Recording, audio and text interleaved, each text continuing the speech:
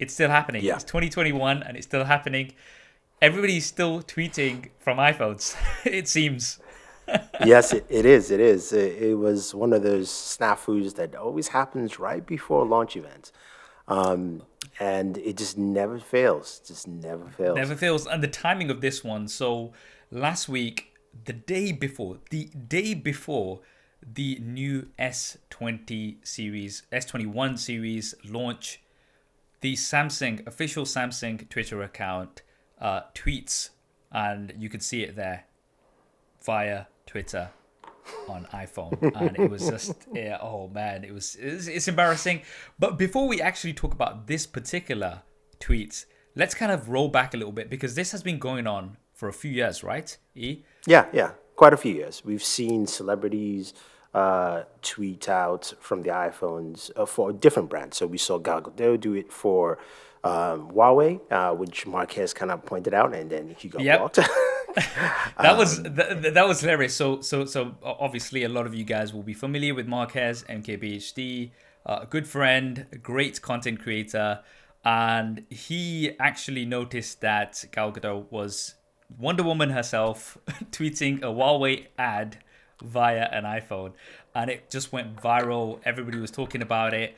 And I refer to Marquez as the Twitter police. So I actually photoshopped a picture of Marquez with a police hat on, which also went viral. That was again so funny because it just went with the whole theme. But what was interesting was back then it wasn't as easy to spot these things because by default, the Twitter app or the Twitter webpage did not have the ability to see where people had tweeted from. This is something Yeah. that actually came about more recently because before you would have to use a third-party app, something like I believe Flamingo or TweetDeck or TweetDeck. something like yeah, Yeah, yeah. and that's what Marquez was using to be able to find this. And again, it became a whole thing because I think a lot of people, a lot of brands, a lot of celebrities, influencers got away with this for some time because it wasn't something that was out in the open. However, I'd say in the past sort of year or so, Twitter has enabled this feature across all devices. So whether you're using the Android app, whether you're using the iPhone app, whether you're on a desktop web browser, you'll be able to see where somebody has tweeted from. So it started happening less and less Yeah. up until but it still happens obviously because last week that tweet again it got a lot of traction online, and it is something that's definitely quite embarrassing. Why and how does this end up happening?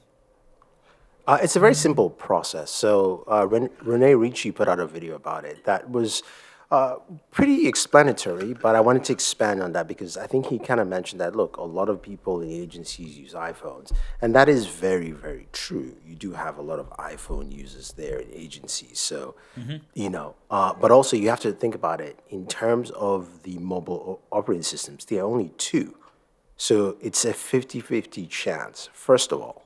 So Okay. half of the people on the planet use iPhones, right? I wouldn't say half, but we know the ratio is Yeah, I almost one mean to one. there's a large Yeah, portion, yes. there's a large portion. So that's also a thing. And the thing also is that a lot of I'm not trying to create boundaries or borders, but more men use Android devices than women, and more women are in advertising agencies, at least within that realm.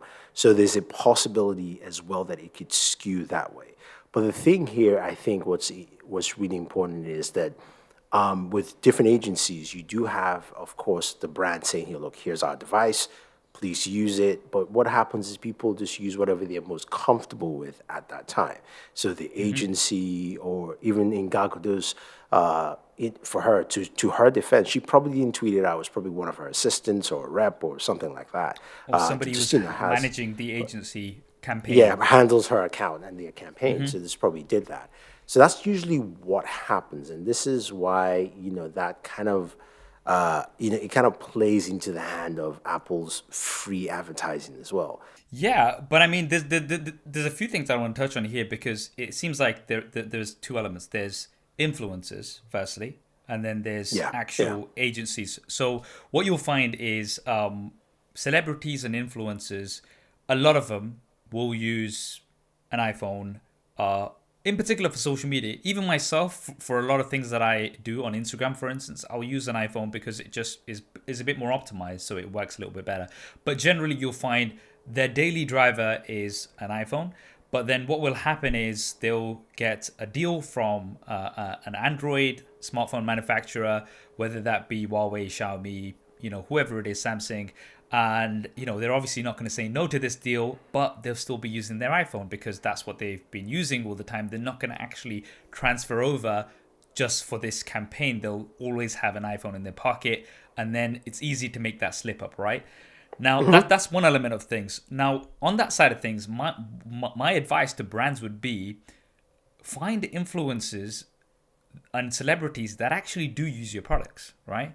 Because, it's all well and good giving a stack of money to a celebrity who is going to pretend to use your device. And it's going to be different whether you go to somebody who's actually using your device and will carry on using it on a daily basis. That is much better promotion. So I think that is an element of it. I think research should be done on that side of things where you are working with the right people who fit with your brand and are not just, talking about your brand because they're being paid for it, right? Yes and no. I agree with that almost 80%. I also say that, look, honestly, say for instance, it is great for a brand to work with someone like The Rock because The Rock will help you move certain things. And The Rock might or might not be an iPhone user, right? Or an Android user. I don't know. I don't know. I think what you need to do is you need to actually have a strict policy and actually follow through with how that actually works. AKA, number one, you tell The Rock, okay, look, all your messaging, it's got to be in the contract. All your messaging, because we're going to talk about contracts, right? All your messaging about our product has to be from our product, right? Yes. That's the kind of stuff you have to do. And then you just basically ask The Rock or whoever that celebrity is and say, with celebrities, it's a little bit different. It's like, okay, who's managing this? If it's going to be that guy, here's the Huawei device, here's the Samsung device, here's the OnePlus. That is where you be taking pictures, tweeting, and all that kind of stuff from. It's a clear way of doing, which is why we've seen less of that stuff from celebrities. Yeah. I think, okay, no, I totally agree. Yeah, sometimes there is a certain push that you'll get from a particular celebrity, which you're not really going to get from somewhere else. But I also do see, a lot of brands working with influencers who may not use their products. Anything that we work with, that I agree, yeah. We will use that product day in, day out, and actually use it for the content that we're making because that's what we are, right? We're content creators and we love playing around with these different devices. And then the other side of it is obviously the agency side of it. When you do see a big brand account such as Samsung, they have multiple different people and they might have an agency that's managing that account.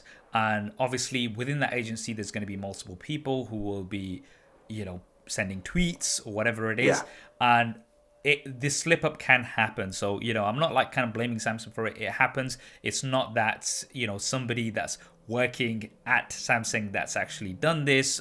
They most likely are using a Samsung device, but somebody who is potentially part of an agency who who might be handling many accounts actually. So, that person, I do want to kind of, in their defense, they might be managing multiple accounts. So they might have one account for Samsung, but they might have multiple different accounts for other brands as well. Mm-hmm. So it's easy for that slip up to happen.